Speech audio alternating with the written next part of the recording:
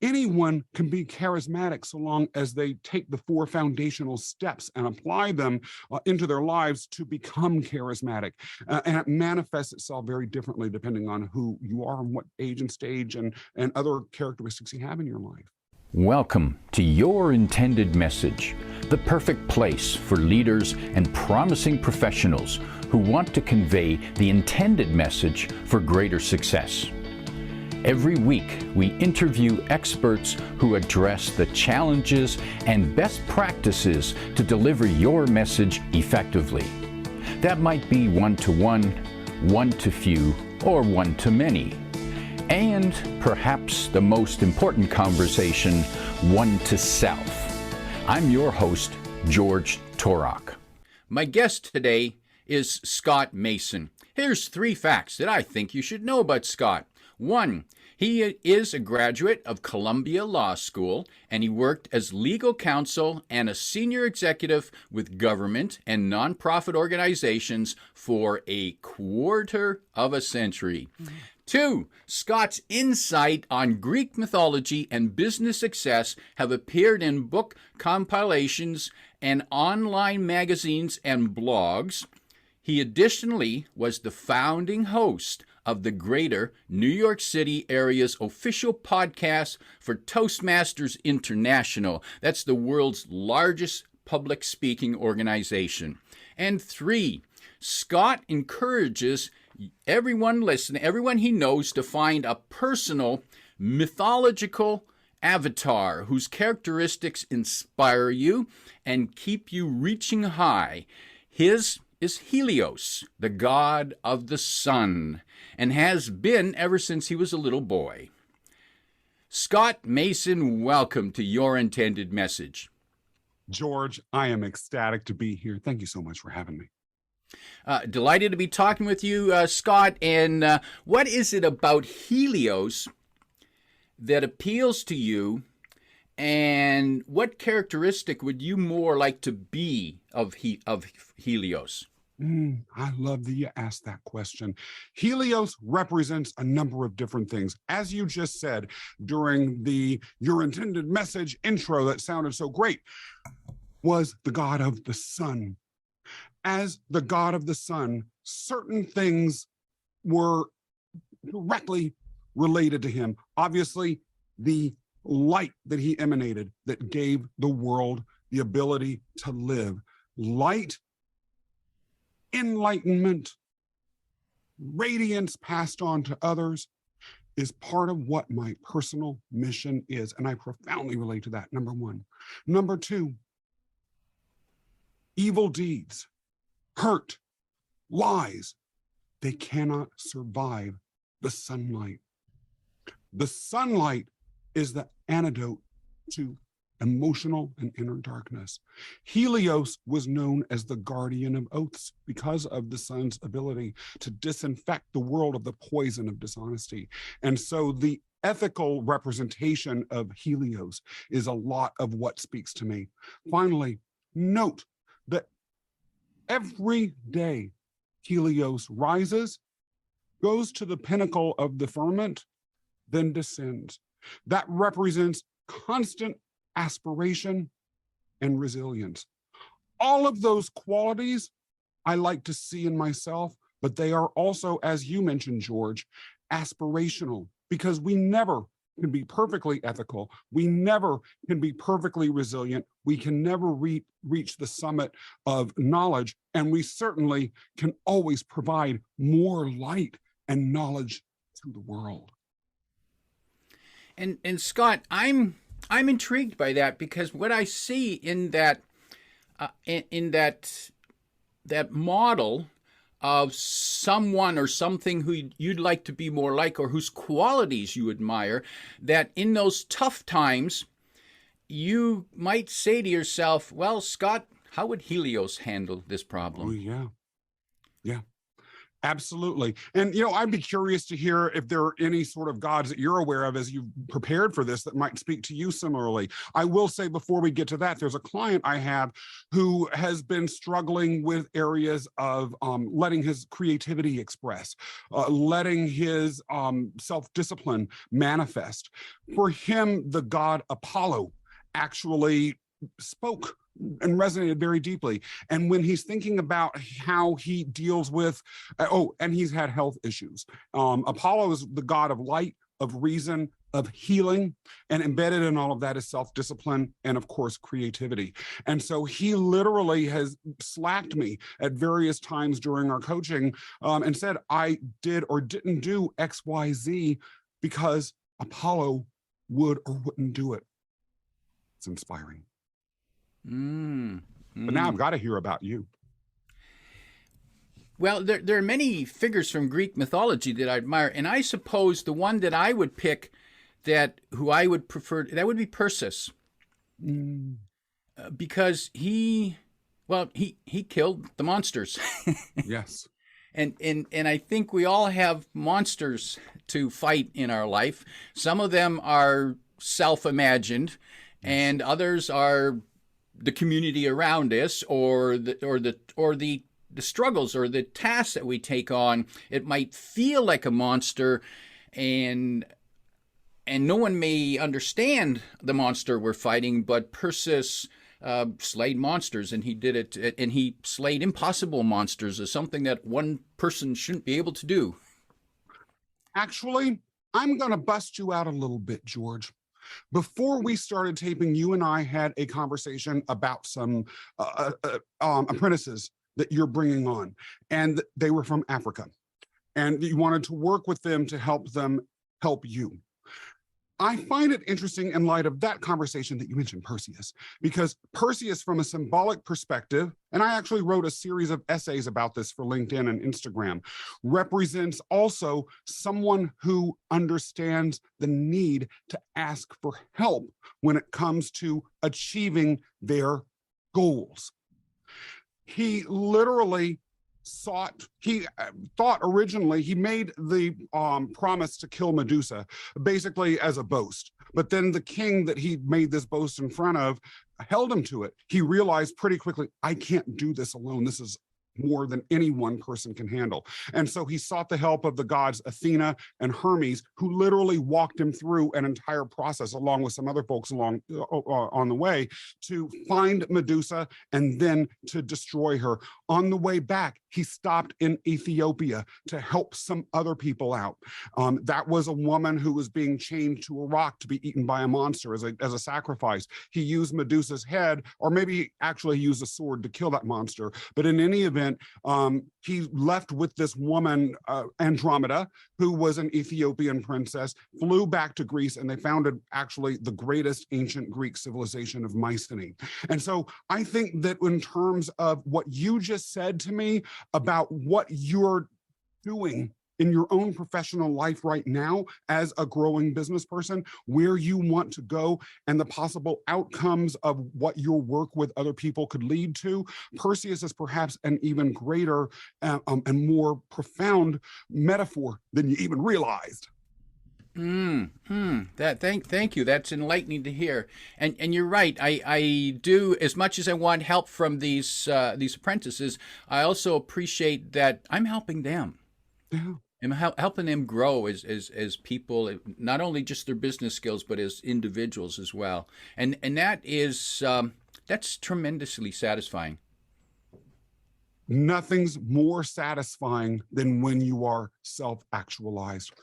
I tell everyone that I work with, and I tell this to you too, George, and anyone who's listening, the Greek myths have stayed with us for thousands of years because they resonate. Why do they resonate? Because the characters in them, as well as the stories themselves, but let's talk about the characters right now, speak to fundamental qualities that all of us as human beings either have within or aspire to, as both the examples of Helios and Perseus attest.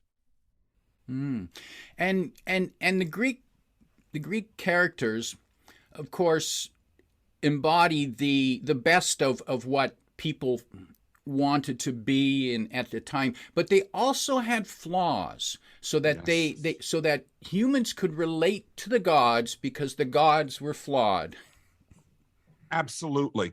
And understanding how the gods use those flaws to ultimately leverage themselves into helping create a world for mortals that either benefited mortals by teaching them lessons, punishing them sometimes, or further creation was a foundational element of Greek mythology and a large part of its appeal.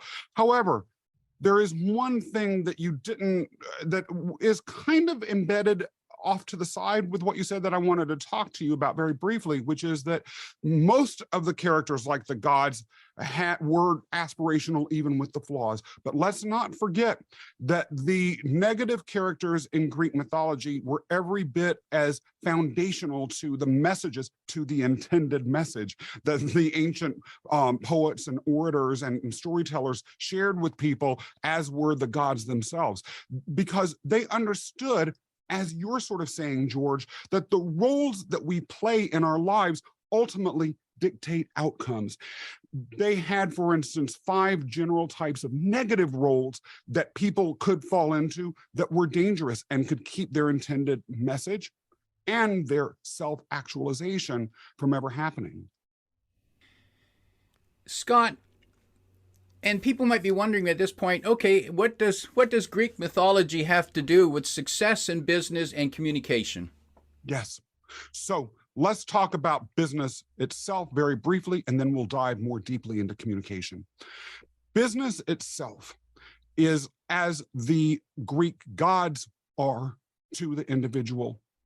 The business owner or the executive, if you're at a high enough level with an organization, are ultimately avatars for the business itself. How we define ourselves, the roles that we play day to day in our work lives, or the myths that we tell ourselves, ultimately then roll out and define what that business becomes.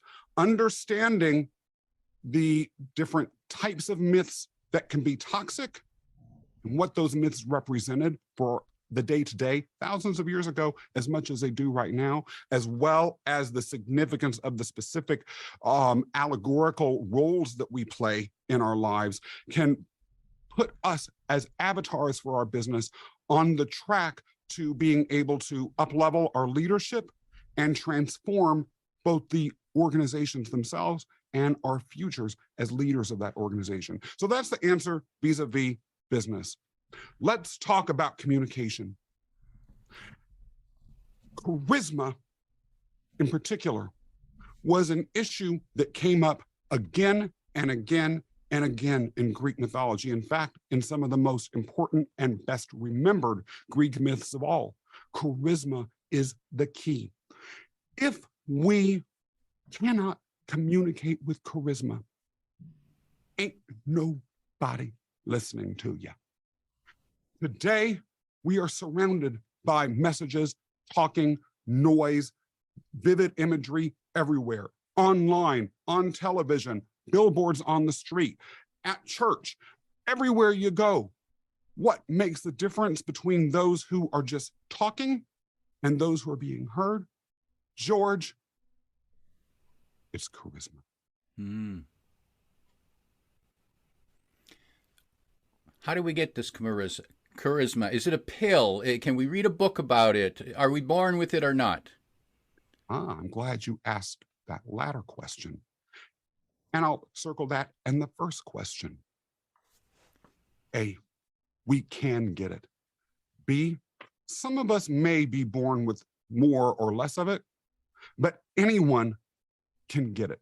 And by the way, the Greek myths are very specific about that. We can get that into that if you want to or not. But let's make it clear, it can be taught. You can learn it through practice, through sort of stumbling on your own, through working with different groups, through doing a lot of inner work, and then combining that with things like marketing and messaging and speechcraft, as well as general oratorical technique practice or knowledge gaining. Or you can work, obviously, with someone like me that coaches people specifically on charisma, on becoming a charismatic Olympian. Either way, it is possible for anyone to become charismatic. Now, that charisma may not look the same if you're George or if you're Scott Mason. I've had petite older women come up to me and say, well, Scott, you're 6'1", you've got a huge personality and a large voice, and you're dramatic and all. I can't be that. All of that isn't charisma, that's entertaining. Anyone can be charismatic so long as they take the 4 foundational steps and apply them into their lives to become charismatic. And it manifests itself very differently depending on who you are and what age and stage and other characteristics you have in your life. Scott, you teased us. You got to tell us what those 4 foundational steps are. Well, hey, you grabbed onto the bait, George. What can I say? And that's part of making sure I get my intended message out, which is why I love this title of your podcast so much. Now, just before you answer that, I'm curious. Yeah. That technique you did there to tell us here's 4 steps, and then you didn't go into it. Is that a charisma technique? Absolutely. It's about messaging. It's about empathizing with the audience and thinking what will keep them interested, just blurting everything out or piquing curiosity a little bit. The reason we finish novels is, and why mystery novels in particular are so popular. You want to know what happens at the end. If Agatha Christie had written down the murderer was XYZ on page 1, she wouldn't have sold a lot of novels. Come on, folks. So let's learn from the masters. Like Helios would do when he is constantly striving higher and higher up into the firmament. And I can see him whispering into your ear right now. Shine that light, Scott. Shine that light. That's why I just got a little sunburn in my ear. If he comes your way, you might have to put on some protection too. Did you wear your sunscreen today, George? No. Well, we'll get you next time. So the 4 steps. First of all, explore your full charismatic range. Understand the entire range of emotions that you have within you and how those manifest. In business, you see too often one range. Hi, I'm George. I'm the host of your intended message podcast, right? Okay. That's not an entire charismatic range. Number 2, connect your heart with your brain. There's a pipe that connects the two. When that connection is nice and secure, you turn the valve in your voice, charisma begins to emerge. Third, focus on some advanced techniques that really require deep thinking. I call that unleashing the power voice valve, but really what it is a focus on humor, being the ability to be able to face a negative audience with confidence, and then to own your presence wherever you are. Finally, tie all of the actual speaking and communication skills into messaging. And I particularly mention that last point and save it for last because it goes as to something I hinted at a little bit earlier. Charisma and entertainment can be confused, but they're not the same. Being up there and being energetic and ballistic and dramatic and having pauses and stomping around a stage is undoubtedly entertaining, but it gets old after a while and people forget it. If you tie it all to a message, it's like an arrow that goes from Perseus's bow right into the heart of anyone who's listening. And what I'm hearing there, Scott, is that, especially the caution that charisma is not equal to entertainment, because there are entertainers who have charisma. Oprah is entertaining and she has charisma. Yeah. On the other hand, Mother Teresa wasn't entertaining, but she had charisma. Oh, yes, she did. There was a Greek goddess by the name of Hestia. Hestia was the goddess of the hearth. Hestia was very undramatic, and quiet, which is why there aren't any myths about her and why a lot of people haven't heard about her. Now, there was only room for 12 gods on Olympus, and eventually a new god came into town. His name was Dionysus, the god of wine. And it became pretty apparent that he needed to be an Olympian. But what were they going to do? There were only 12 thrones, and the god of the forge wasn't about to build a 13th. Hestia, when Dionysus came to Olympus, gently stood up on her throne. And she said, Dionysus, softly and quietly, take mine. Then she asked for a simple wood chair with a pillow. She wore the same gray headdress every day. Quietly, she sat down in the center of the Olympian throne room and made that wood chair quietly her throne. Now, I will say this, Hestia received more offerings than any god except Zeus. Under her Roman name, Vesta, Hestia's cult was so popular and so strong that eventually when Rome was Christianized, they had to step in and forcibly outlaw it, unlike most of the other deities. Hestia understood her message.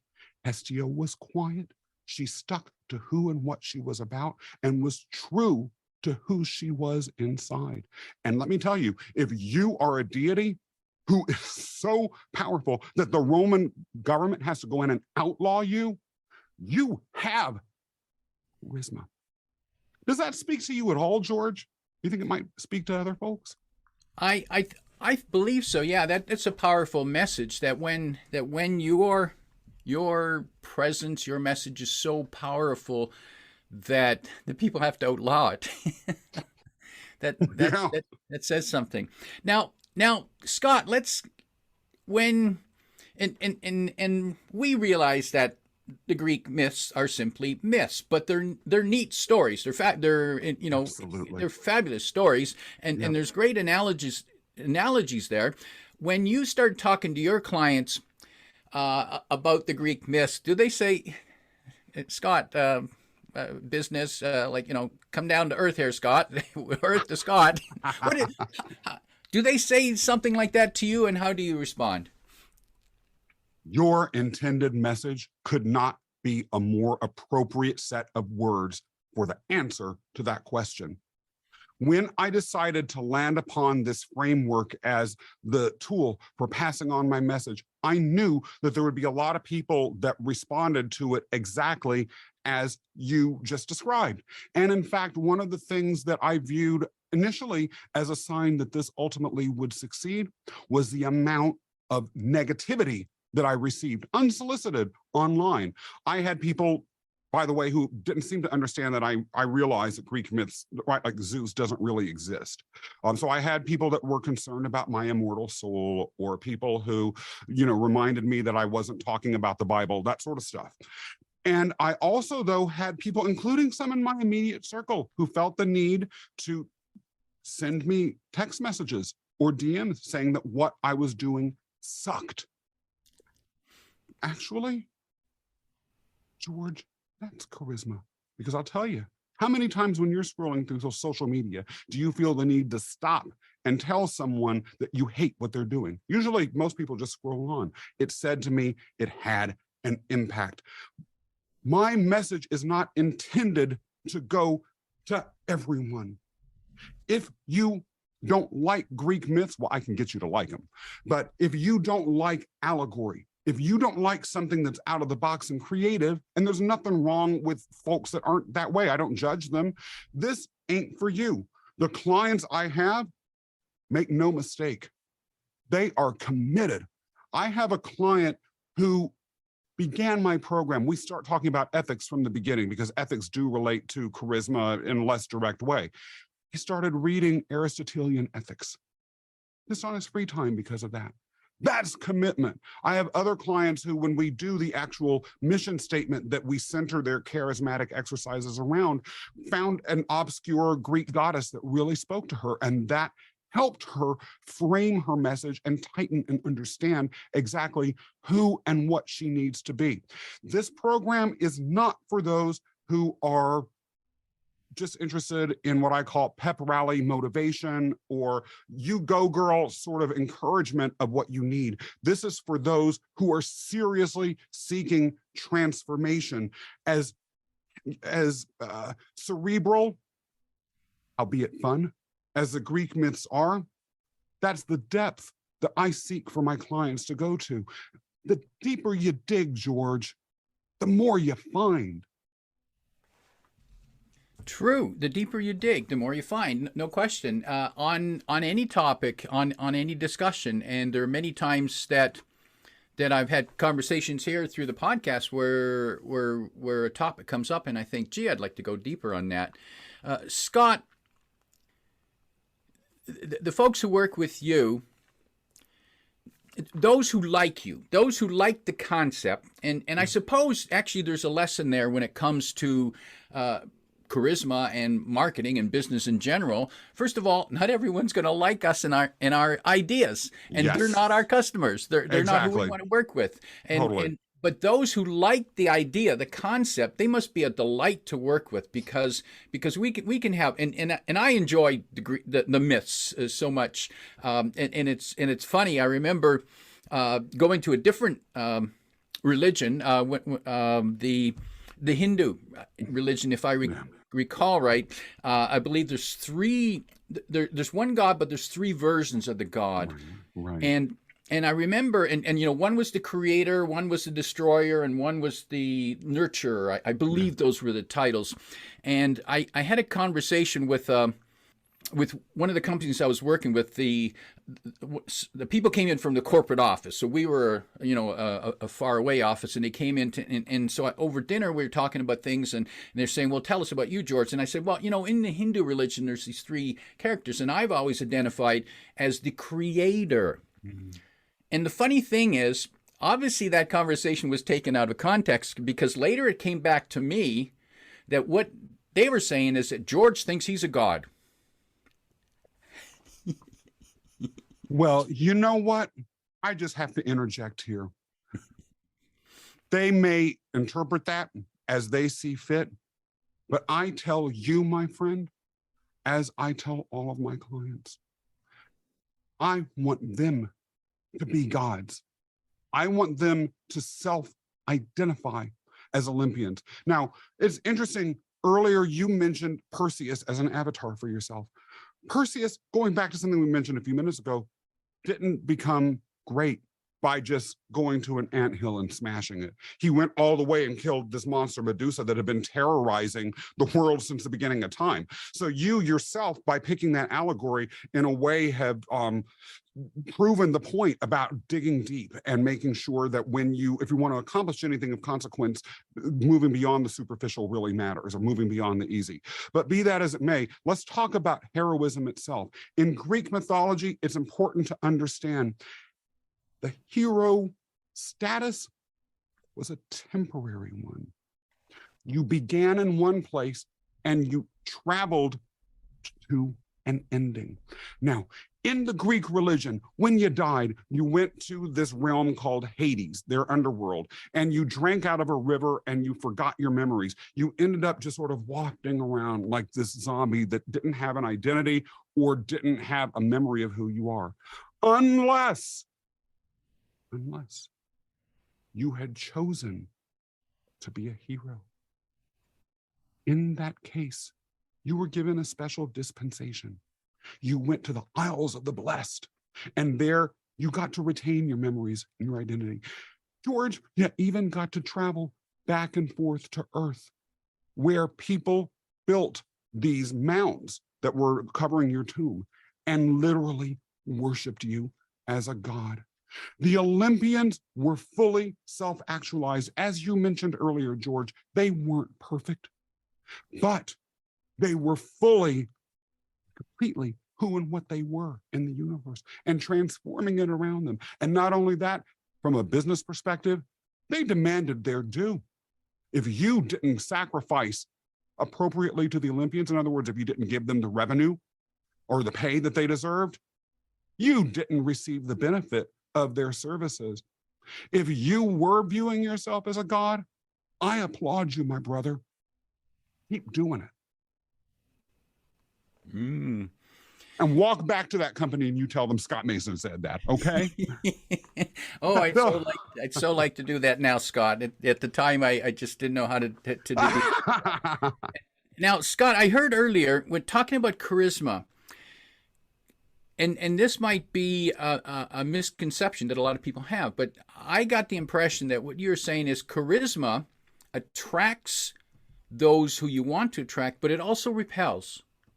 It can, very much so. Yes. Let's think about two of the most charismatic people of the 20th century. One, Martin Luther King. He attracted a lot of people, but hey, he had one, he was assassinated. There were a lot of people that hated him. So what?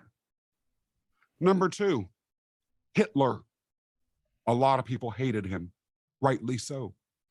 He unfortunately had charisma and attracted enough people to destroy an entire continent and cost millions upon millions of lives. That's the power of charisma. Now, I mentioned earlier, my aspirational deity is Helios, the guardian of oaths. And I also mentioned that ethics is part of what I work with my clients on, mostly from day one. That's because the messaging and the purpose that they're using their charisma for really should be something that's ethical and true to who and what they are, and is in consideration of the betterment of the world. Obviously, if someone were to come to me and say, I want to become more charismatic so I could murder people, you're going somewhere else. You ain't an Olympian. You're one of those monsters. And whatever it is that's causing you to be that way probably could use a little bit of slaying. Maybe you could even be reborn into a hero. But I do want to make that important point. Attraction and repulsion come with having any message that resonates more deeply than just on the surface.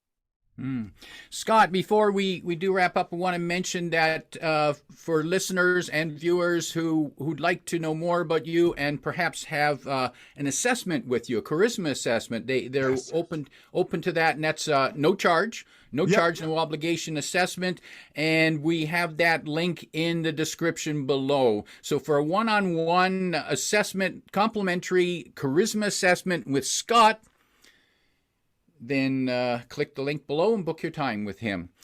Scott, in preparing to wrap up, if you could sit down with a business leader or aspiring business leader, and you could give them, and they ask the question, say, well, Scott, I'm building my career. How do I enhance my charisma? What 1, 2, or 3 tips might you give them? It can be very easy to focus on the weaknesses that you have as a speaker.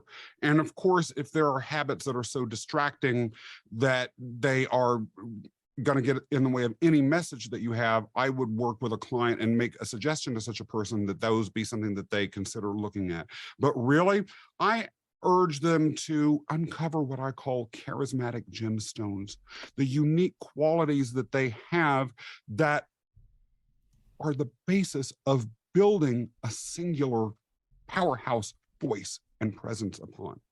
Now, my voice is loud. I'm not hesitant to dominate my space and a room that I am in. I won't lie. A lot of people don't like that. But understanding that that's who I was, that was a charismatic gemstone, as you can imagine, as I've worked to develop my own charisma, which I didn't always have, I've leaned into it, just as Hestia leaned into her own quietness and focus as to her place. So find your charismatic gemstone. Don't hesitate to build on them. Change your life. Fabulous advice. Great advice. My guest today is Scott Mason, reminding you that there's a need to ask for help. If you like what you heard, remember to like, comment, and share this podcast. Come back every week for more practical insights to help you deliver your intended message. I'm your host, George Torok.